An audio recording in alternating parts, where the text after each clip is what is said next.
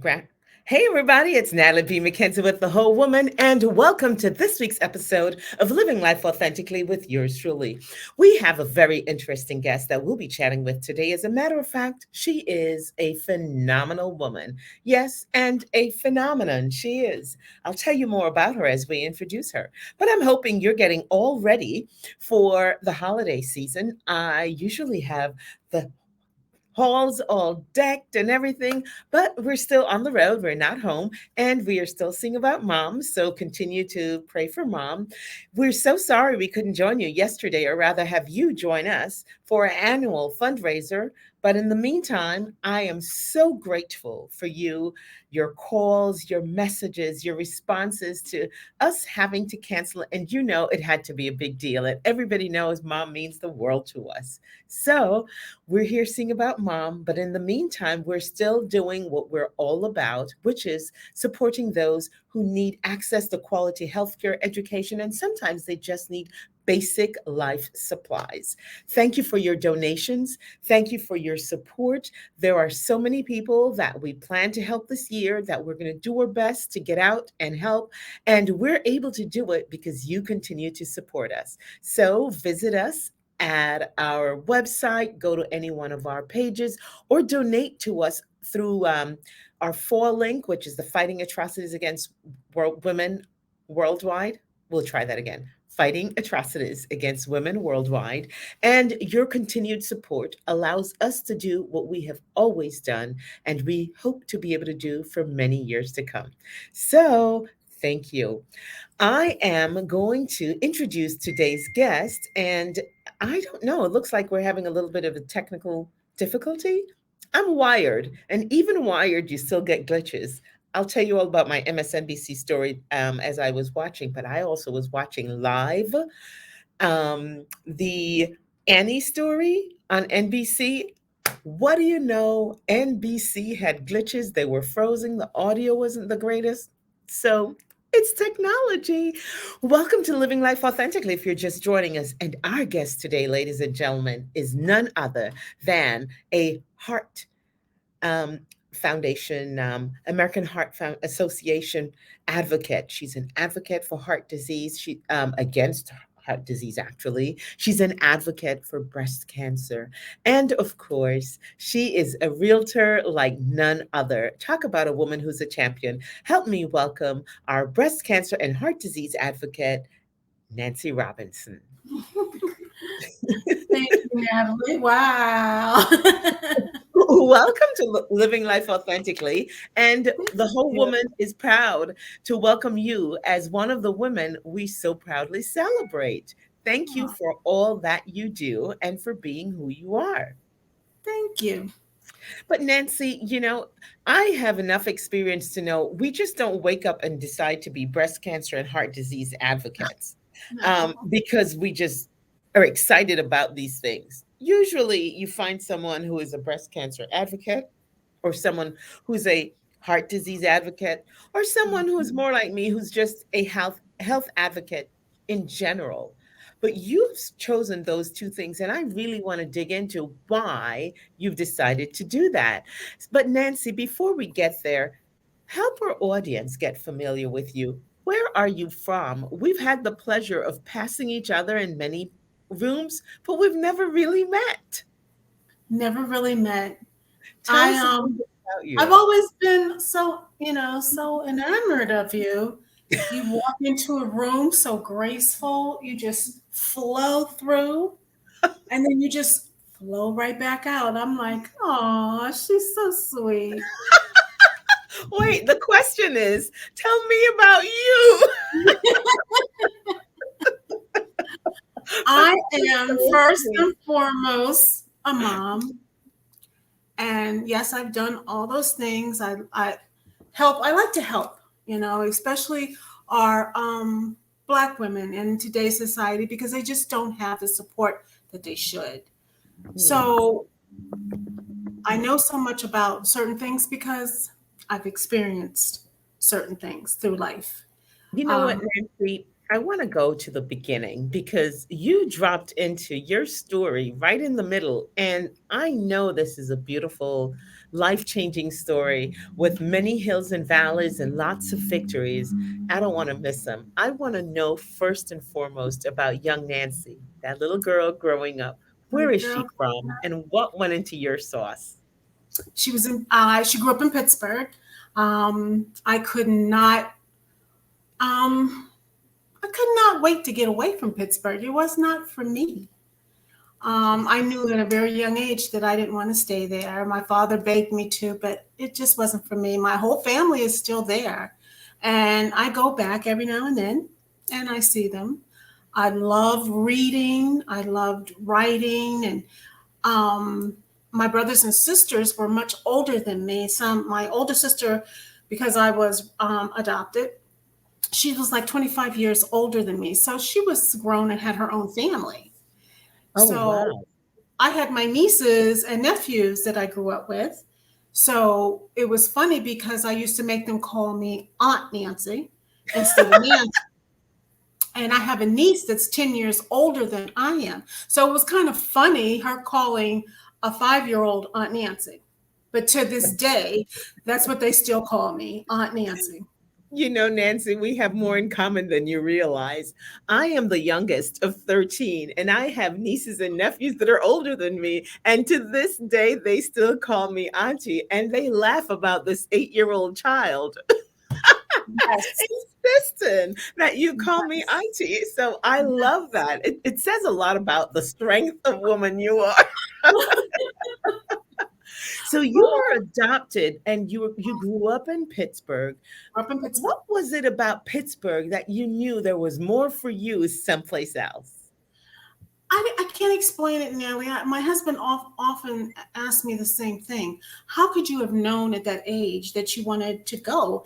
But there was just something in me that just wasn't settled right, that this was not for me, that I was not going to stay in Pittsburgh. There was more out there for me. And that's what I wanted to go and explore. So So, tell us about life in Pittsburgh, growing up and as a student. What was it like? What were your interests? Because I know the interesting thing of having the older siblings, you tend to not quite get kids. well, history was a big part of a life for me. And reading, I could read and take myself onto journeys that I couldn't wait to get out of Pittsburgh to explore. So I read a lot.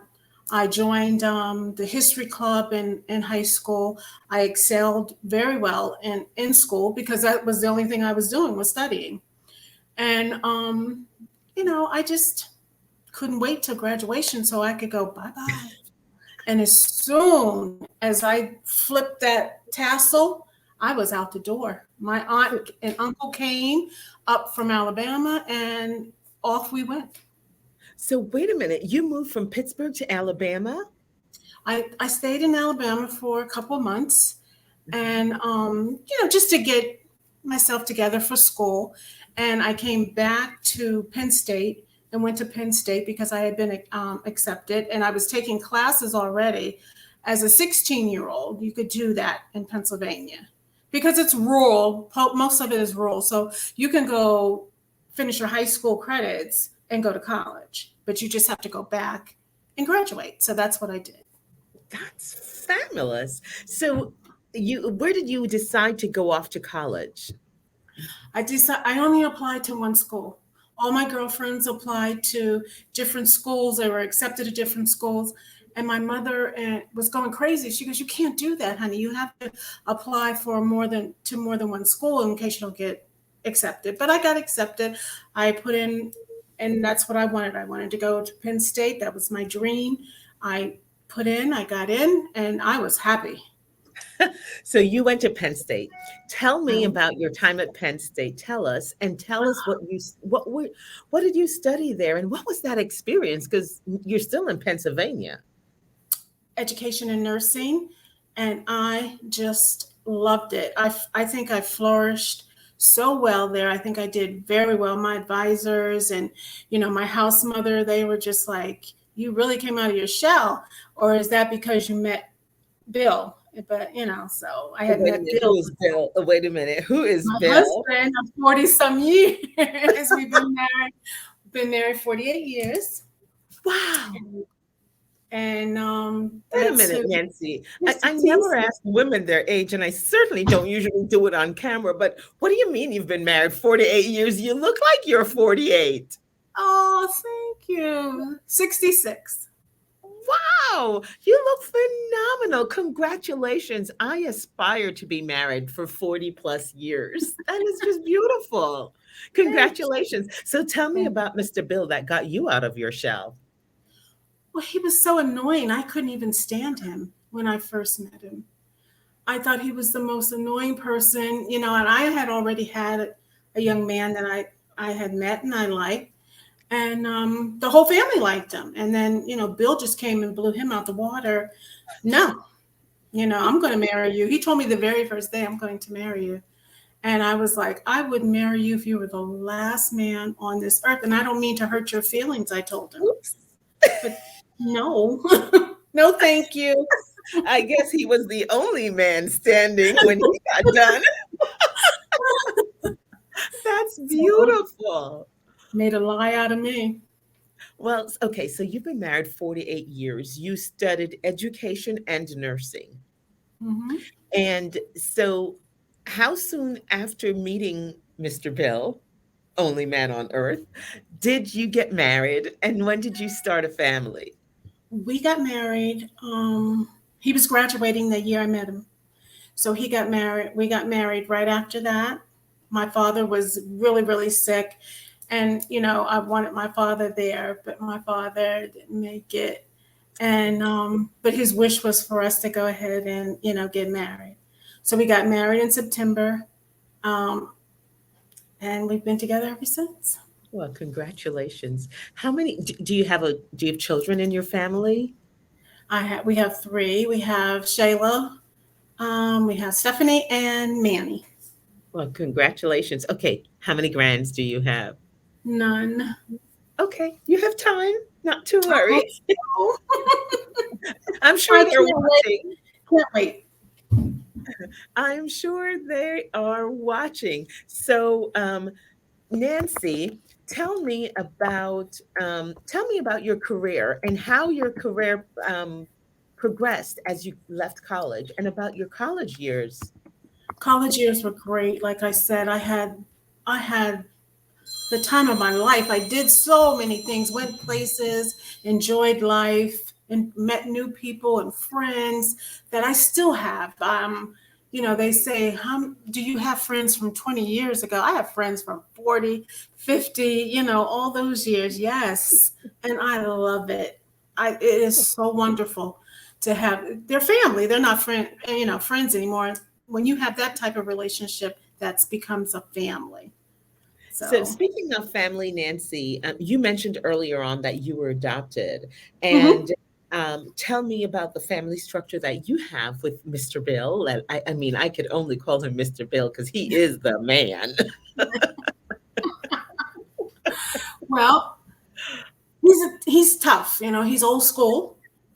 Um, he believes in things one way. He's retired Bergen County sheriff's officer, so he believes in that ironclad, rough. Do what I say, or hit the road.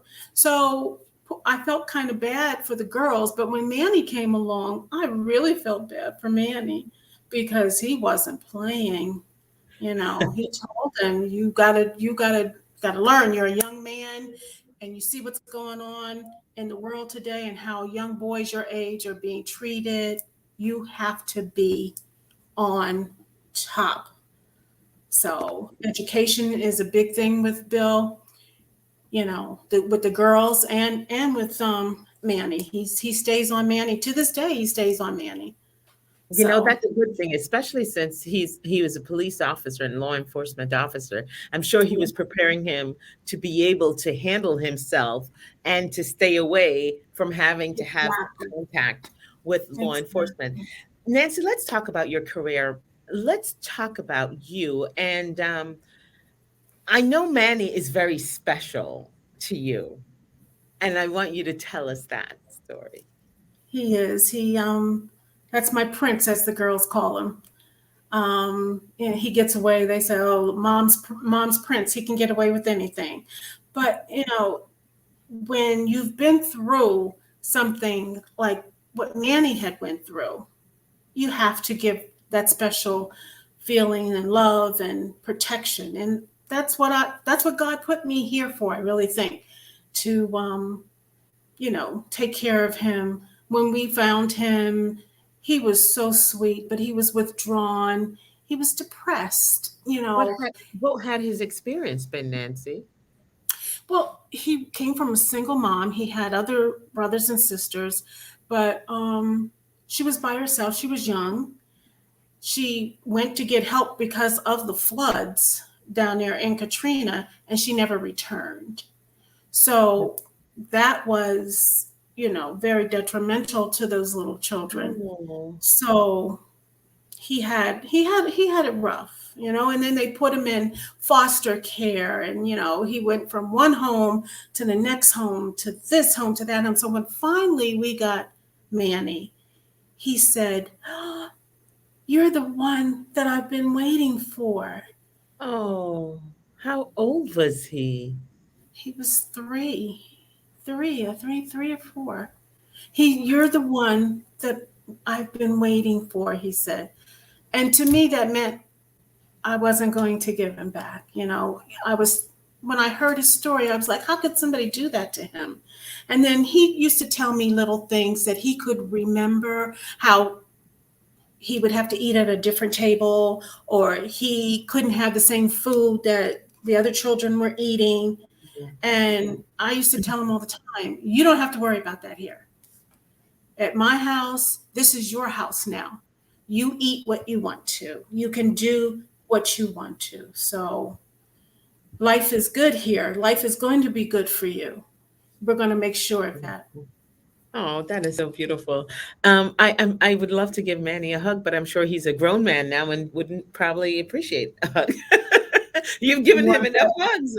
You want that? So let's talk about your career. Um, Based on your studies, what have you pursued and how did you end up becoming an advocate for both breast cancer and heart disease? Well, I simply went to work. Bill got a job here in Hackensack, and we just were working. I was working at the hospital, Hackensack Medical Center, and it was Hackensack Hospital back there in the day, back in the late '70s, '80s, and we were just working, and I loved it. I loved it. I used to go to work. I never even missed a day of work. They used to always talk about that. That's so, crazy. How can you not come into work? I used to love my job. So I would go into work every day, just to help somebody. And then I did get sick. I had a small mini stroke. Um, I weighed quite a bit. I just kept eating, eating, but it wasn't my fault. They found out that I had thyroid. So um, we got that taken care of. And from there, Natalie, everything in life just health wise just kind of went down. You Hmm. know, they found out I had the thyroids. Then it was, the mini stroke. Then after I got over that, here comes the breast cancer. So, it was like a snowball going And down.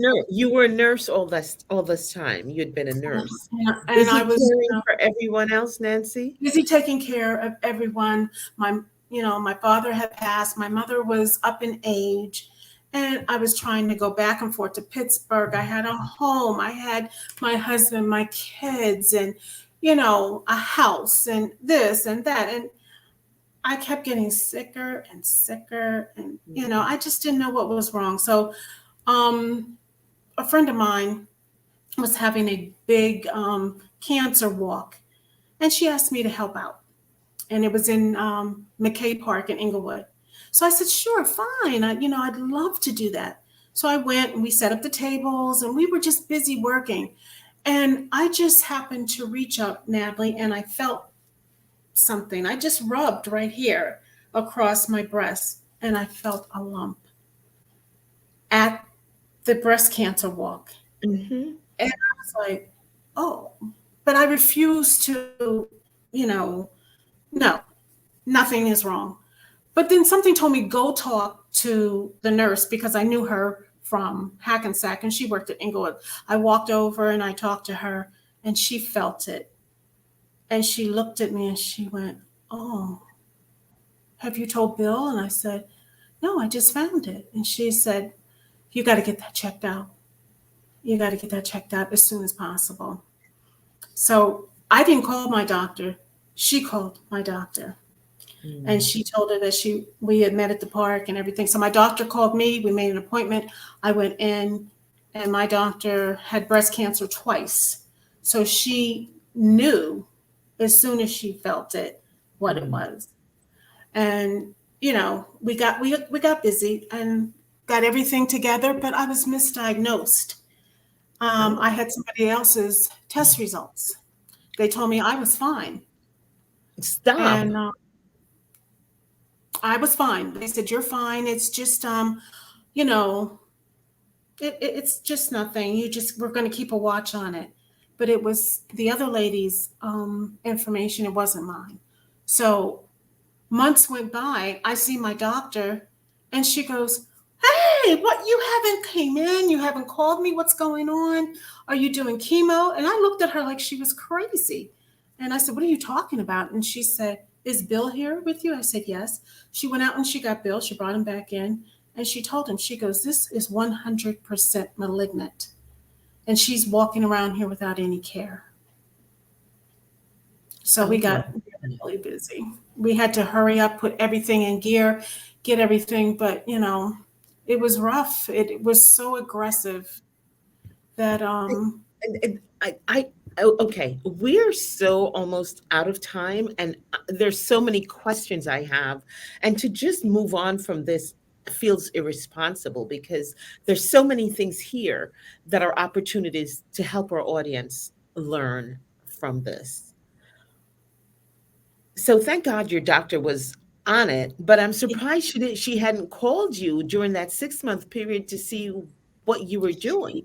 no, she thought that I was so busy with the oncologist and everything because she knew how I was about and Ah, such a stickler about how everything has to run in my life. Like if something's wrong, okay, let's get to it.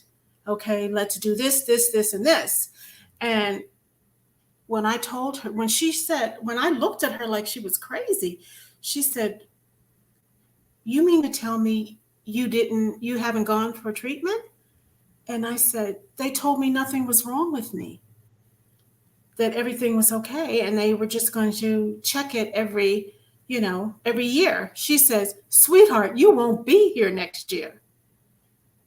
And I was like, "Oh, I didn't know what to say or do." So, like she said, we grabbed Bill, we talked to Bill, we found what we were going to do. She called the doctor and she laid him out. She told him, she said, "I don't know what your office is doing over there, but this woman has been walking around and nobody has treated her. You told her that everything was fine, and it's not fine. It's 100% malignant. I have the report here on my desk." wow.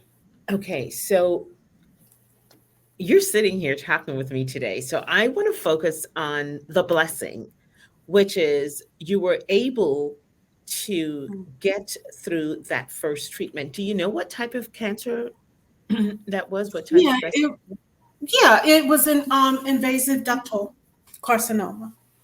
And It was at the third stage, almost fourth when we went in, and the um, the tumor had grown so much from the first time I felt it till then, and then lymph nodes were became no. involved because it had spread it to the lymph nodes. So I had to go through chemo and radiation.